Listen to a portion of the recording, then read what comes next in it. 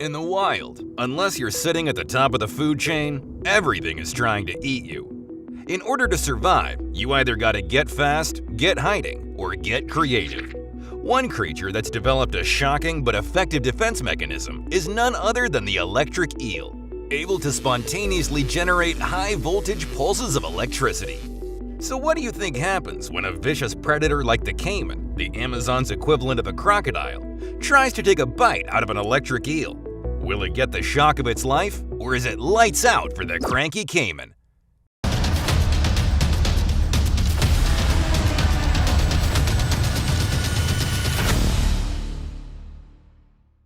If you've ever put a 9-volt battery on your tongue, you'll know that electricity tastes terrible. There's also that unpleasant, painful jolt in your mouth, kind of like licking an electric fence. Now imagine ramping that battery up from 9 volts all the way to 860 volts. And you're starting to get an idea just how much biting an electric eel sucks. So how do electric eels deliver such a powerful shock? What can that much electricity do to a human being? And did the caiman make it out alive? You'll have to stick around to find out. Electrophorus electricus, otherwise known as the electric eel, is a curious fish. Despite having the word eel in its name and looking exactly like one, they're not eels at all. In fact, they're part of the Gymnotiformes family of knife fish and are more closely related to a catfish or carp than a traditional eel. Up until 2019, it was believed there was only one species of electric eel. That was before an expedition found and classified 2 more species, Electrophorus vari and Electrophorus volti. Growing up to 8 feet long and weighing as much as 44 pounds, you'll find electric eels throughout the northeast of South America, including the Amazon and Orinoco river basins. They love lurking through slow-moving freshwater creeks and swamps, using their secret superpower to stun and kill their diet of fish, shrimp, amphibians, and sometimes even small mammals. For centuries, the indigenous tribes of Venezuela called the electric eel arimna, or something that deprives you of motion. To catch these slimy, sparky treats, tribesmen used to drive herds of wild horses into the eel-infested ponds. The horses' hooves would churn up the mud and bring all the eels to the surface, where they would leap out of the water and attack. The tribesmen would wait until the swarm of rapidly discharging eels had run out of juice before jumping in and catching 1 or 2 for dinner. This technique was witnessed by Prussian explorer Alexander von Humboldt, who in 1800 became utterly fascinated by this mystical creature. In a remote rainforest village in Venezuela called Los Llanos, Alexander set up a series of crude experiments to test the strength of the electric eel's shock. Now, when I say crude, I mean crude. There were no voltimeters or amperage meters. Humboldt would simply grab the eel and objectively rate the power of each electric jolt. After 4 hours of experiments and some seriously shocking blasts, Alexander reported that his muscles ached well into the next day. Despite knowing that electric eels packed a seriously heavy electric punch, it would be at least 100 years before scientists would figure out how they did it. The secret to an electric eel's shocking talent lies in 3 pairs of specialized organs throughout their abdomen. There's the main organ, which spans half the dorsal section of the eel, Hunter's organ, which runs the length of the eel's underbelly, and Sachs organ, which makes up the dorsal part of the eel's tail. These organs contain hundreds of thousands of modified muscle cells called electrocytes, arranged in perfect rows. Similar to the cells of a battery, the organization and stacking of these electrocytes allows a current of charged ions to flow through them, building current as it charges up. Electric eels also use the electrocytes in their Sachs organ to emit a steady stream of weak electric pulses to create a field around themselves.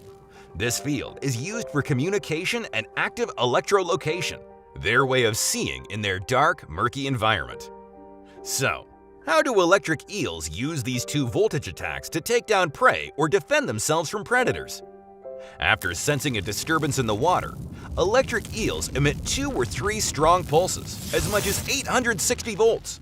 These high-voltage pulses act like a taser, hijacking the animal's nervous system, causing the prey to violently twitch in the water. This sudden movement generates waves that reveals the animal's hiding place. This all happens very quickly. Eels are able to temporarily stun fish in less than 3/1000ths of a second. Once the prey is immobilized, the electric eel can swallow its meal whole. Oh, and if that's not terrifying enough, by curling up, the electric eel can actually make the discharges even more intense by overlapping the electric fields generated at each end of the electric organ. You're not just in danger in the water either. Electric eels are known for leaping out of the water, pressing their chin on you for an even more intense shock. So why is this? When an eel is completely submerged, the current is conducted by the water, closing the loop. When they leap out of the water and press their chin, the positive pole, against their target, the electrical current is forced to travel through the body of the target to reach the negative pole. The end result? An even bigger shock. Scientists measured this in an experiment using a prosthetic arm fitted with electricity sensors that lit up when activated.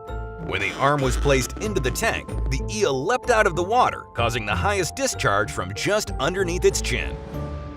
How are you at handling electric shocks? Are you brave enough to swim with an electric eel? Let us know in the comments below. So, we know electric eels regularly take down small fish. But what about larger animals? Curious dogs are no match for the static charge of an electric eel. In fact, one shock sends this German Shepherd whimpering. But it's the Amazon caiman who finds itself often tussling with the electric eel, and it can be a flip of the coin who comes off second best. Sometimes, the warning pulses of an electric eel stop the caiman dead in its tracks, the ravenous reptile convulsing violently for a few seconds before regaining his composure and making a run for it. Other times, it's not so lucky. If a caiman manages to get a decent bite on the eel as the high-voltage shocks are discharged, his jaw clamps shut and the pair are locked in a shocking stalemate. Every one of the caiman's muscle fibers spasm uncontrollably before the reptile's heart finally gives out. So, could an electric eel kill a human being? We've long been testing how powerful an electric eel's shock is, and despite being mildly unpleasant in a laboratory setting, there doesn't seem to be much harm to wiring yourself to an eel or touching one in a tank. While there are reports of people in South America drowning in shallow water after being shocked by an electric eel, to date, no one has officially been declared as being killed by an electric eel. So maybe you could handle one electric eel. But just when you start thinking about going for a swim in a Venezuelan swamp, think again. A recent research expedition in the Amazon discovered that electric eels actually hunt in large packs and work together to deliver a supercharged volt of energy to attack and disable their prey. Up to 100 eels form a massive prey ball, circling their prey and repeatedly shocking them with insanely massive amounts of energy. I think I'll stick to the beach. It's easy to see why electric eels are called the taser of the Amazon. This slippery shocker is more than just an annoying zap of static electricity. Unless you're a fan of electro-torture, it's probably best to stay out of the water. Thanks for watching. If you enjoyed this video, please make sure to drop a like. And if you're not already subscribed, go ahead and tap that big red button and notification bell. See you all next time.